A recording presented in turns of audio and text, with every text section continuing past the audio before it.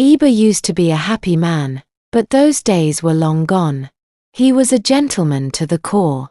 For 8 years, he tolerated his wife's nonchalant attitude and her repeated rejection of his attempts at intimacy. Eber married Natasha when she was 19, and he was 42. On their wedding night, Eber discovered Natasha was a virgin, so he treated her with great care and tenderness. Ever since, he had always been gentle and calm with her in bed. Together, they had a son. Exactly 4 years into their marriage, after they had celebrated their anniversary, armed robbers stormed their house shortly after the guests had left. Filled with fear, Eber and Natasha handed over all the money and valuables they had. After inspecting what they had collected, the gang leader, Eber, scoffed. It wasn't enough. He demanded more. Eber pleaded that there was nothing left to give. Enraged, Eber hurled insults on Eber for not having enough to give him and was about to pull the trigger, but one of his boys, Las, intervened. "Boss, I beg. Before they waka go heaven, make I run chop this fine girl. Check 'em out, she too fresh." Eber glared at him scornfully and snapped, "You day craze. Something day work you."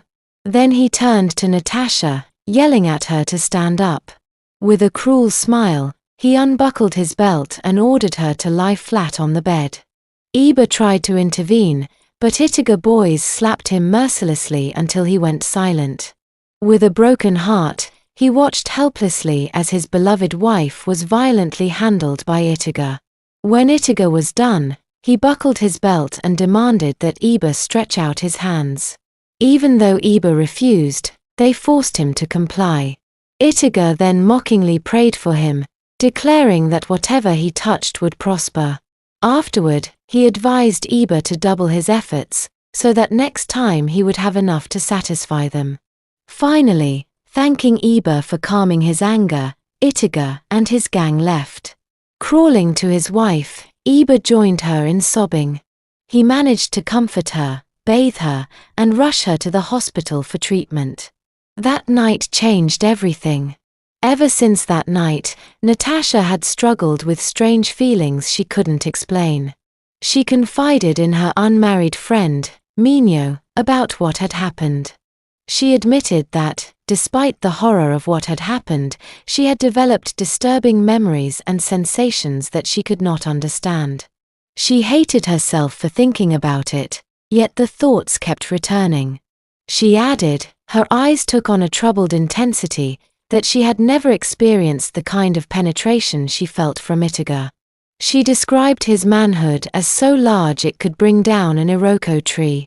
The thought haunted her, and she admitted to Minho that she craved to feel that kind of rough handling again.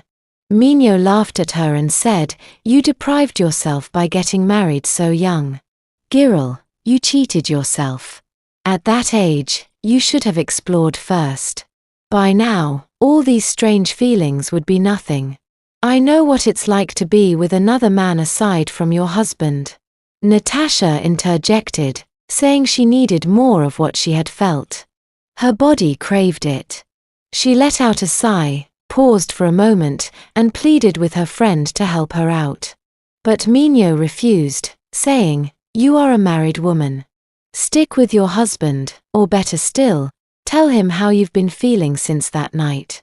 Maybe you too should spice up your sex life.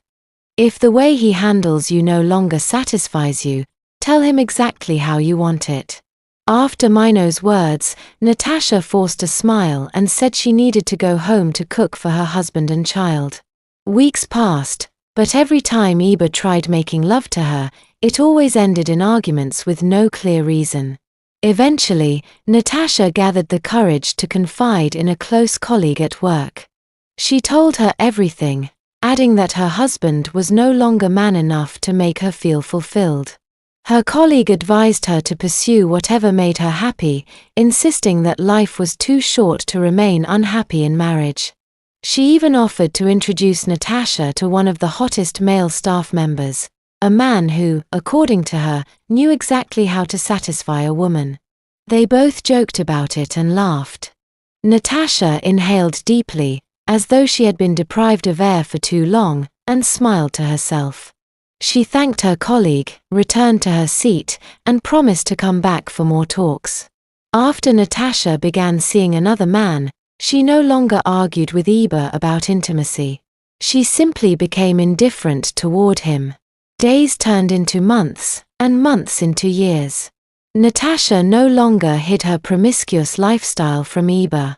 She would openly leave the house on weekends for clubs and sometimes return the next day.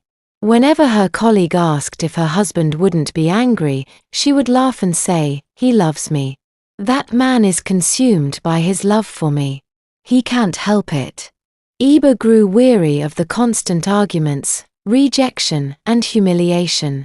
He was devastated by how drastically his wife had changed, but he kept believing she would come around someday. While he hoped, Natasha sank deeper into promiscuity, eventually gathering enough courage to invite another man into her home. One scorching weekend afternoon, Natasha was in the bedroom, pleasuring one of her sugar boys. She didn't realize her husband had just driven in.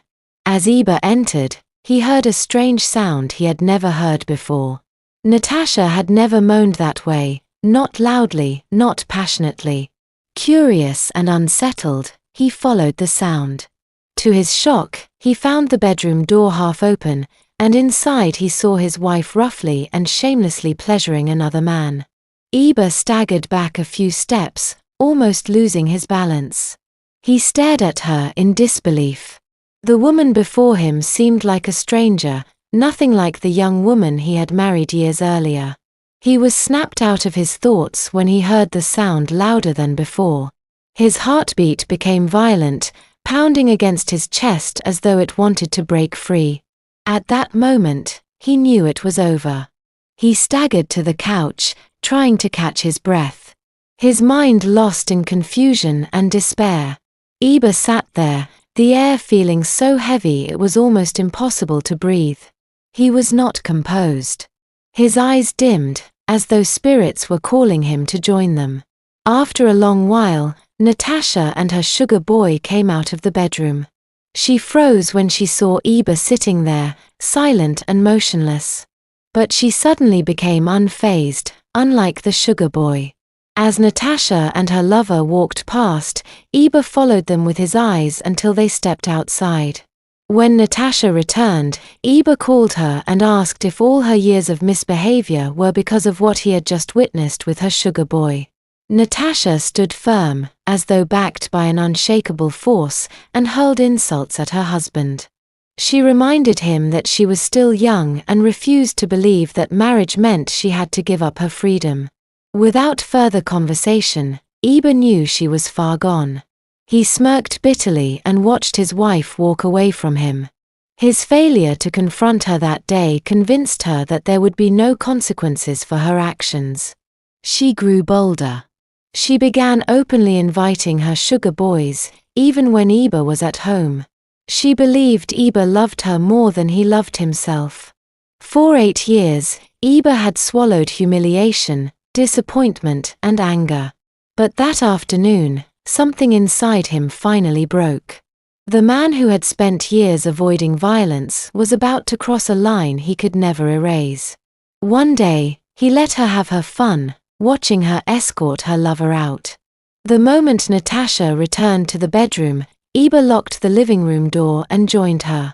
She was at the makeup table when he entered. His voice was steady and soft as he told her to lie on the bed. She refused, asking why she had to. But Eber repeated firmly, "I want you to lie flat on the bed." When she tried to question him again, he landed a thunderous slap on her face. Natasha was shocked. She had never believed Eber could do such a thing. Calmly, as though nothing had happened, Eber said, "I don't care how many slaps it takes if you refuse me. Lie on the bed." Without further resistance, Natasha lay flat on the bed. Eber removed the singlet and shorts she wore, then cuffed her hands and legs separately. He went to the kitchen, blended some fresh pepper from the fridge, made himself a cup of coffee, and carried both back to the bedroom. He placed the coffee on the table and stood over Natasha with the blended pepper. "All I ever did wrong was to love you, Natasha," he began. "If you didn't want this marriage anymore, you should have come to me and said so. But instead, you chose another way. I'm tired of brooding. I'm tired of asking why." He walked down to her legs, set the plate of pepper aside, pulled on hand gloves, and returned. As he scooped some of the grounded pepper and began applying it on the part she had denied him for years, she pleaded with him to resolve their problems peacefully. But Eber had already made up his mind. "This," he said coldly as he continued, "is why you feel you can have your cake. If you scream, people will come, and I will tell them how promiscuous you are." He applied the pepper and then brought out the vibrator he had bought, switched it on, and placed it on her clit. When he was done applying, he washed his hands, removed the gloves, and sat on the couch with his coffee, watching Natasha writhe on the bed.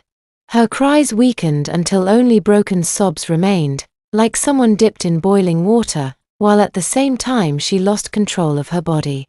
In that moment, she remembered Itiger. It was as if Itiger planted a curse in her to distribute to other men. She begged desperately, promising never to be promiscuous again. But Eber turned a deaf ear, sipping his coffee as he watched her every move. After some time, he finally uncuffed her, threw a bundle of money on the bed, and said coldly, "Treat yourself." Then he stormed out of the room, only to collapse elsewhere in the house, crying bitterly and regretting his actions. He stared at his hands in disbelief. They were the same hands that had once held Natasha gently on their wedding night. Now they had become instruments of the very cruelty he had spent years hating. Meanwhile, Natasha rushed to the bathroom to wash herself. Later that day, Eber left the house without his car, searching for solace. But when he returned, Natasha was gone. Some of her belongings were missing too. Marriage cannot survive on silence, humiliation, secrecy, and resentment. Trauma must be confronted, not buried. Infidelity does not heal pain, and revenge does not restore dignity. Thanks for listening. I hope you enjoyed it as much as I enjoyed telling it. Don't forget to subscribe, like, comment and share. Don't miss our next adventure.